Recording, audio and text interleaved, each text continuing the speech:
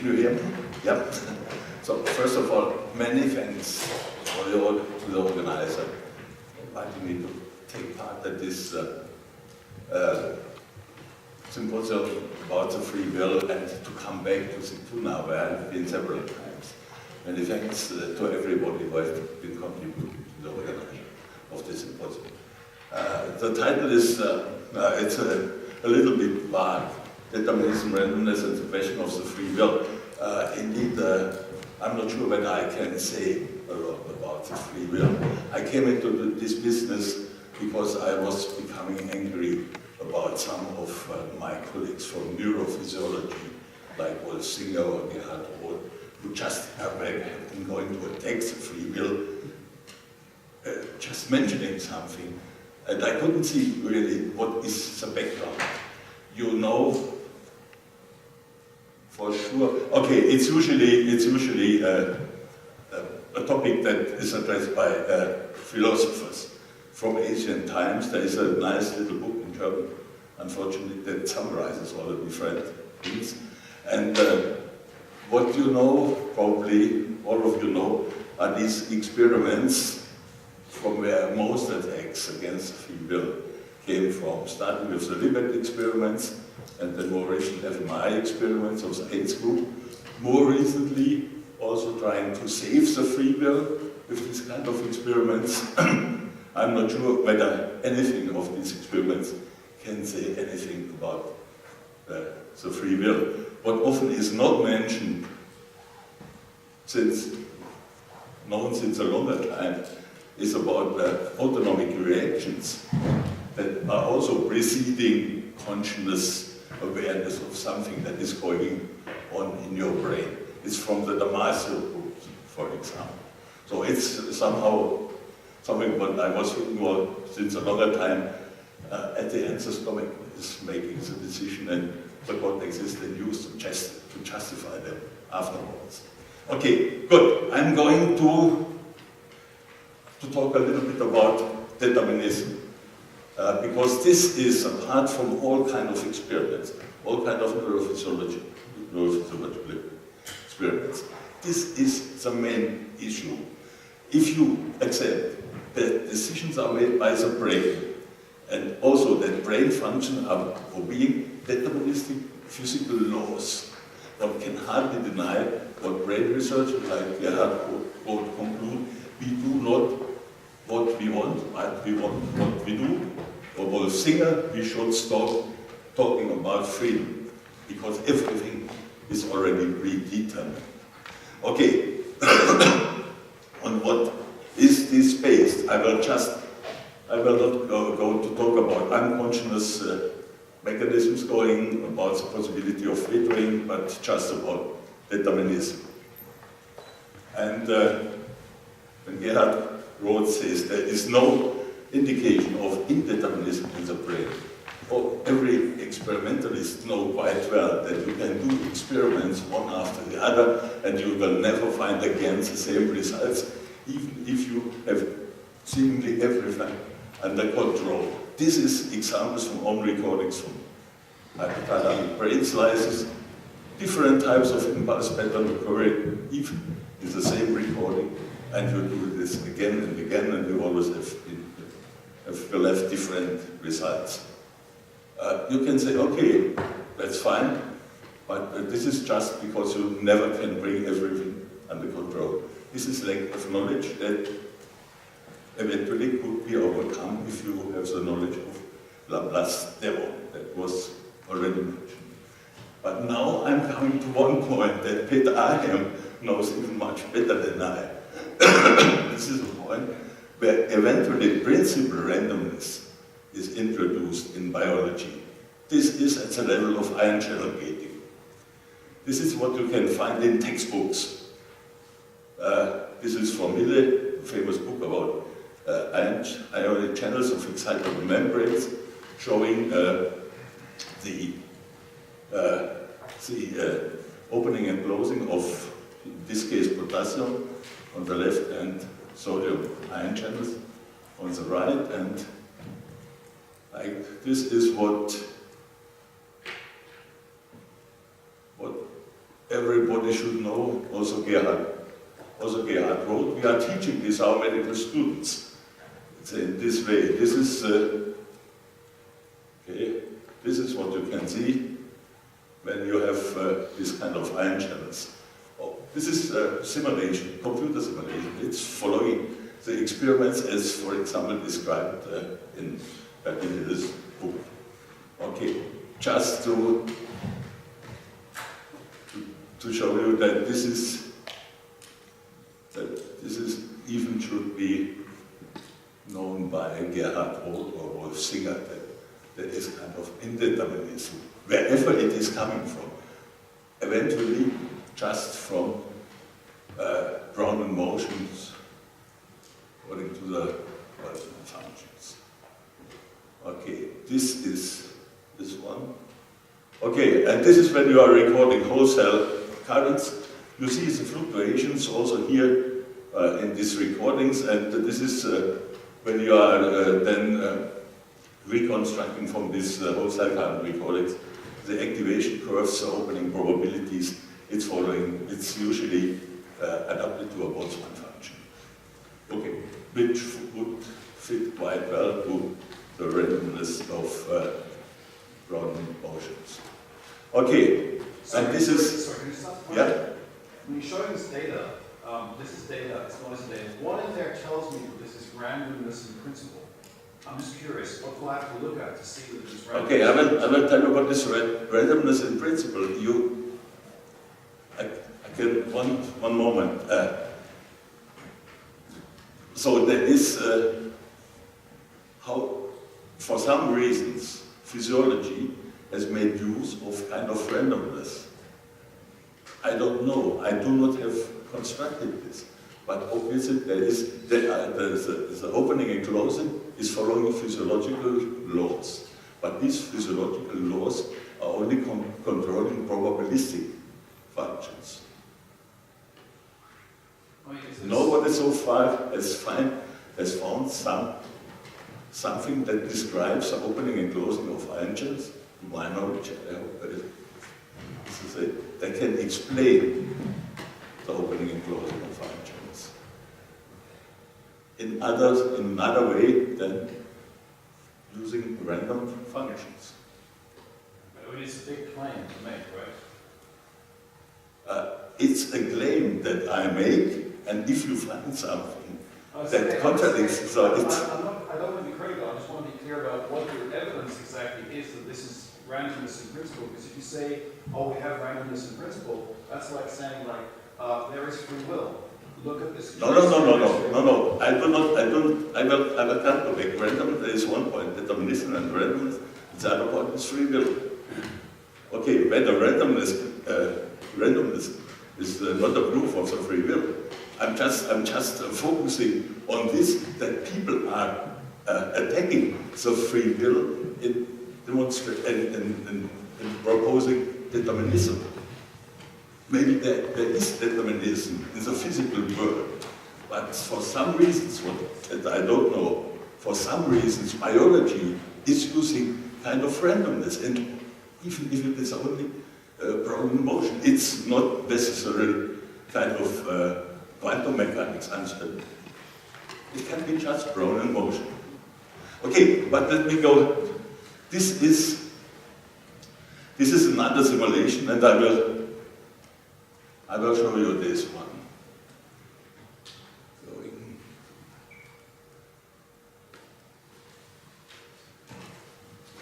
Okay.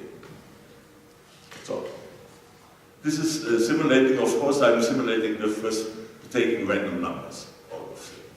Random numbers depending on the physiological law.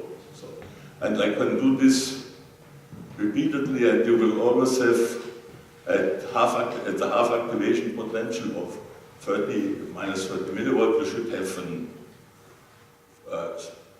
0.5 opening probability. It's now 0.45, and it will be different again.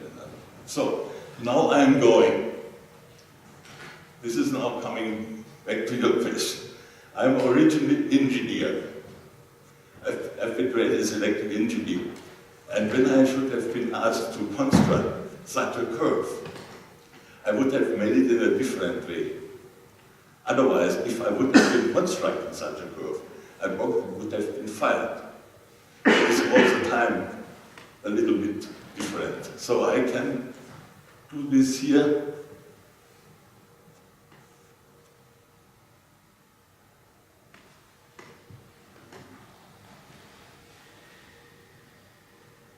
Run it again.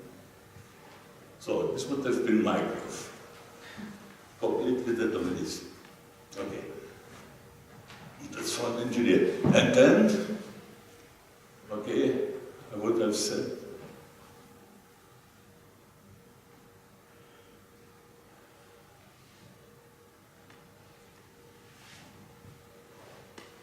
okay, this is my statement, Just put it here in the room. Biology makes use of randomness. Why?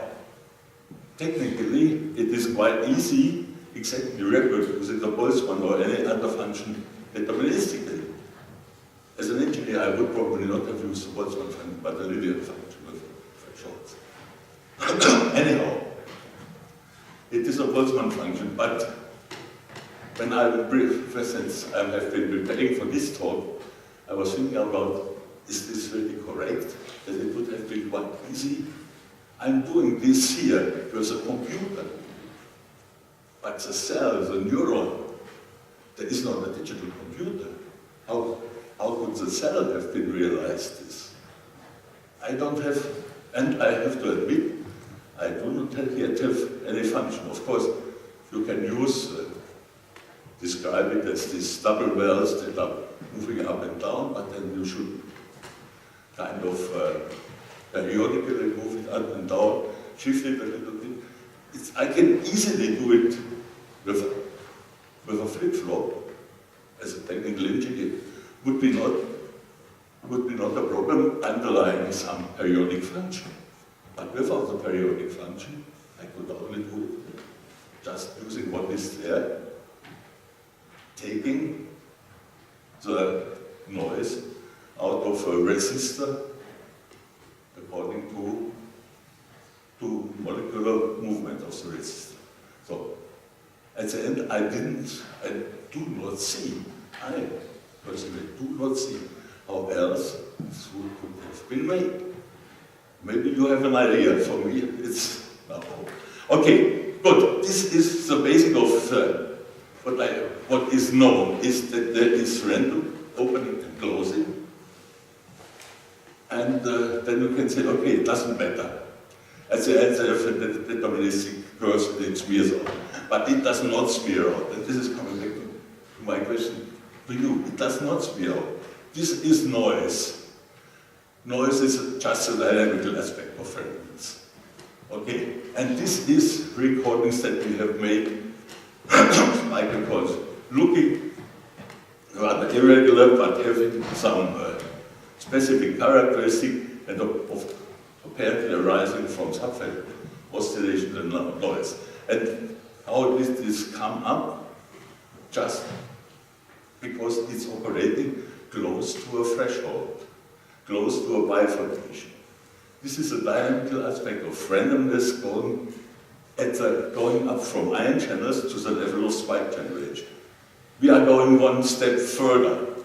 When you talk about randomness, it's mostly associated, mostly people are thinking about synaptic transmission, synaptic uncertainty. Synapses, in the synaptic, there are many parts, there are ion channels, again involved.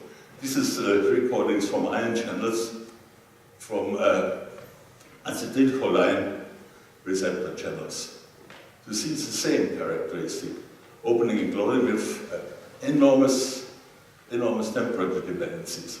And this is own recordings, just by chance, from hypothalamic brain slices. There is one, obviously in parallel, one neuron that makes a big spike, and another neurons make small spikes. And these small spikes appearing in groups. 3 spikes, here 4 spikes, followed by a spike from the big neuron. Okay, and then you see here with higher time resolution these 3 spikes, are triggering the second, start triggering a spike apparent. It's in the second neuron, the big neuron. When there are only 2 spikes, the second neuron does not trigger a spike. So, what is the background? The background can just be a little bit channel noise that allows the one neuron to generate one or more spike, and then it triggers, then the information is convened. Or is it not convened? This is going then up to synaptic transmission. When you go a little bit, what people most do not be aware, when you are looking for synchronization, you are changing some parameter to bring unsynchronized neural networks into synchronization. Then you are going back with this parameter. The network stays in the synchronized state. Why should it go back, or why should it go out of the synchronized state? You need to bring it out, actively bring it out. What helps to bring it out is a little bit noise. This is what we needed to do when we made this model of synchronized hypothalamic synchronization. Thalamic synchronization under the influence of hypothalamic spikes. Okay, this is this kind of synchronization. And then at the end, what is the background of all these things? All our models. This is the structure of all the models that we have made. These are the nonlinearities that you also have in the original Hodgkin-Huxley model. Here, that could be the sodium and the potassium conductance. For example, you have positive and negative feedback loops, and you have time delays. You have usually the positive feedback loops are faster, the negative feedback loops are stronger, and these things with specific sensitivity and also with stability. So, and then to see that this is not necessarily the case, I'm